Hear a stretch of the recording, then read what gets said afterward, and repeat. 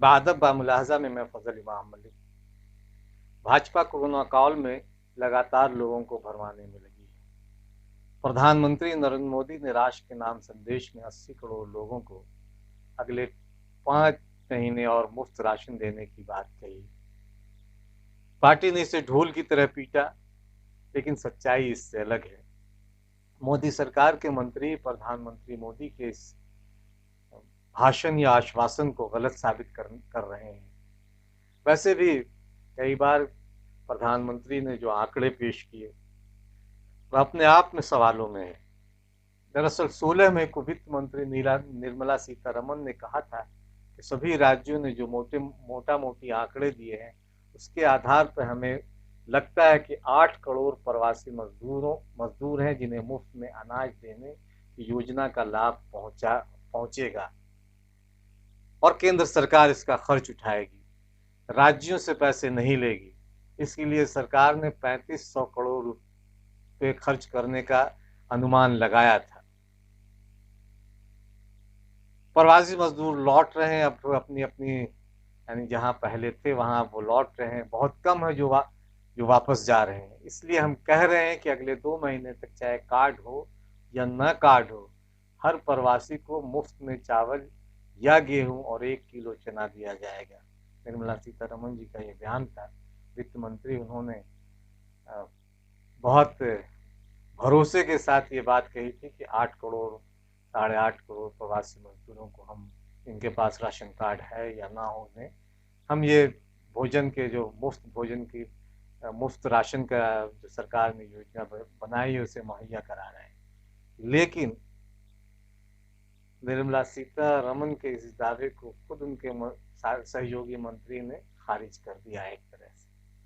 1 जुलाई को 8 करोड़ प्रवासी मजदूरों के बारे में केंद्रीय खाद्य मंत्री रामविलास पासवान से सवाल किया गया और फिर उस मंत्रालय के सचिव से सवाल किया गया, तो उन्होंने जो जवाब दिया वो निर्मला सीतारमन की बात को गलत साबित करती है।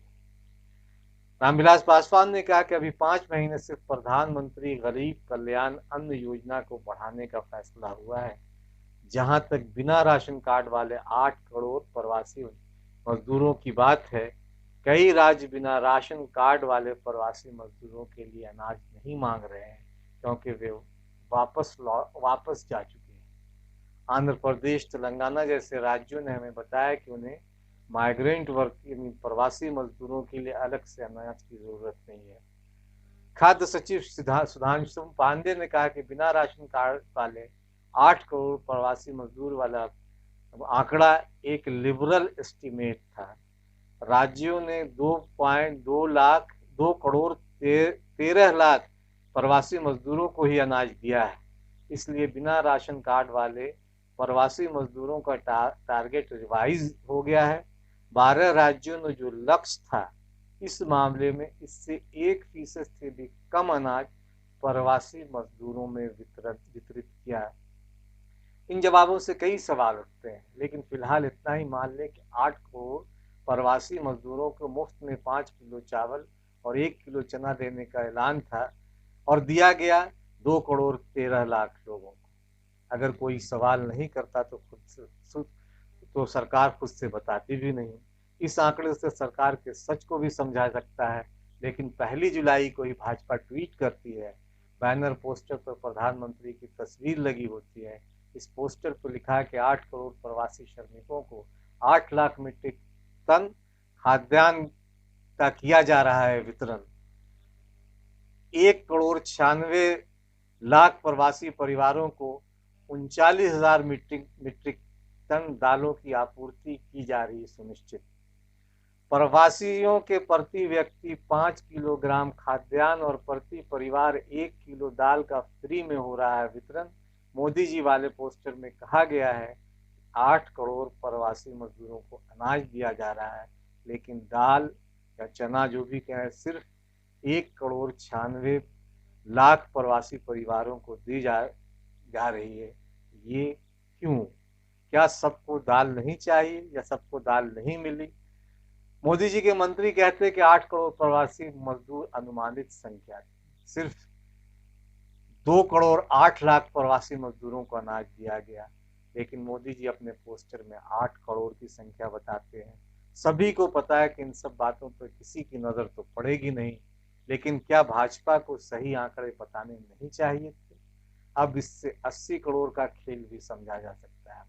वैसे याद करें कि उत्तर प्रदेश में जब योजना लागू कर रहे थे,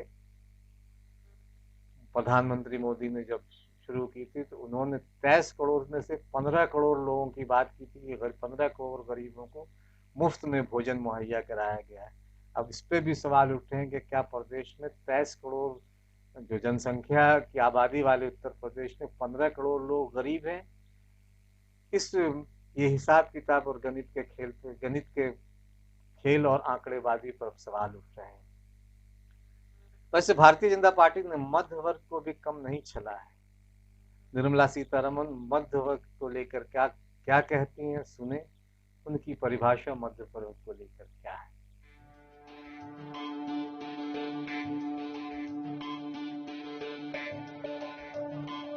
We wish to give the middle income group, and that too the lowest strata of the middle income group, who get only 6 lakhs to 18 lakhs annual income.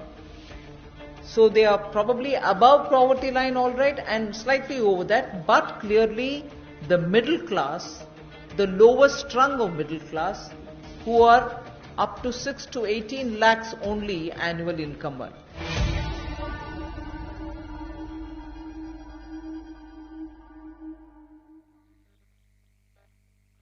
Corona देश में 7 लाख से पार कर गया है। दुनिया में भारत तीसरे स्थान पर पहुंच गया, लेकिन हम कोरोना से जंग जीतने का ढोल पीट रहे हैं। दिया बाती जलाने और ढोल ताशे बजाने की बात कहते हुए महाभारत का भी जिक्र किया था प्रधानमंत्री ने, और 30 दिनों में जंग जीतने की बात भी कही थी। लेकिन सच सामने है, लगातार संक्रमितों की तादाद बढ़ रही है और सरकार ने सब कुछ राम भरोसे छोड़ दिया है। तो संत याद आते हैं कि कैसे कैसे मंदिर सामने आने लगे हैं और गाते गाते लोग चिल्लाने लगे हैं, अब तो इस तालाब का पानी बदल दो, ये कमल के फूल कुमलाने लगे हैं। वो सलीबों के करीब आए तो हमको कायदे कानून समझाने लगे हैं। कोरोना लगातार बढ़ रहा है और सरकार ने सब कुछ अनलॉक भी कर दिया है, घरबंदी अब कहीं पीछे छूट गई है की बातें। लेकिन देश में जो कुछ भी चल रहा है उसे बहुत बेहतर नहीं कहा जा सकता। बहुत सारे सवाल हैं, ये सवाल सरकार से पूछे जाने चाहिए। देखिए मोदी जी ने क्या कहा था जब कोरोना शुरुआती दौर में था, तब उन्होंने महाभारत का जिक्र करते हुए क्या कुछ बातें कही थी, सुने। और अगर ठीक लगे तो इसे लाइक, शेयर और सब्सक्राइब करें।